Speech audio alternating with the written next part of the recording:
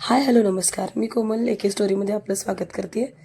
तर हे पप्पी बघा, आज माझ्या घरासमोरच्या ड्रेनमध्ये पडलं होतं, गटारीमध्ये पडलं होतं.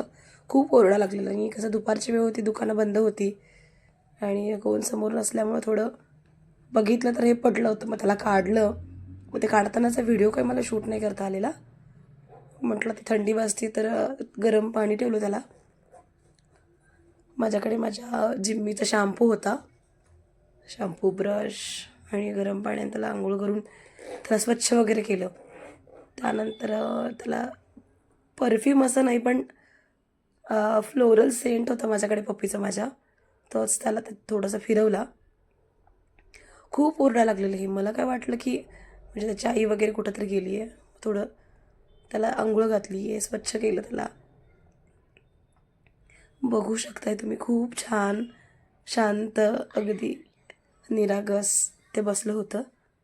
मुळात त्याची आई नाही आहे, आई हरवली आहे त्याची बहुतेक. त्या आईला पण शोधत असावं आणि आईच्या मागे जात असताना किंवा कोणीतरी टाकलं असावं, म्हणजे शक्यता आपल्याला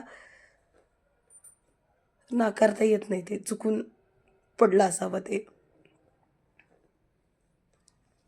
ह्याच्यावर पिसू खूप झाले. ते कसं भटकी असल्यामुळं त्यांना तेवढं पाहिजे तितकं ते स्वच्छ राहू शकत नाहीत ते.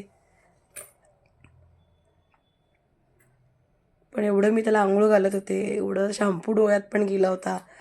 जराही भिलं नाही मला, एवढं सेफ मला ते समजत होतं. म्हणजे मला आधीपासून कुत्री आवडायची नाहीत, फक्त मांजरं ती काय ती बरी वाटायची. म्हणजे याचा अर्थ काही मी द्वेष करत नव्हते.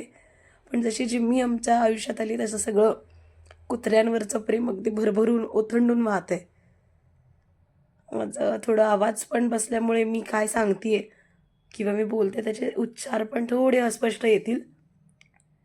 मग ह्याला थोडंसं ड्राय केल्यावरती मिल्क फिडिंग केलं त्याला थोडं स्पूनने. त्याला मी दिलं होतं ते आलं त्यावेळी काढलं तेव्हा. त्याला कळत पण नव्हतं ते दूध प्यायचं आहे किंवा नाही प्यायचं प्लेटमधलं.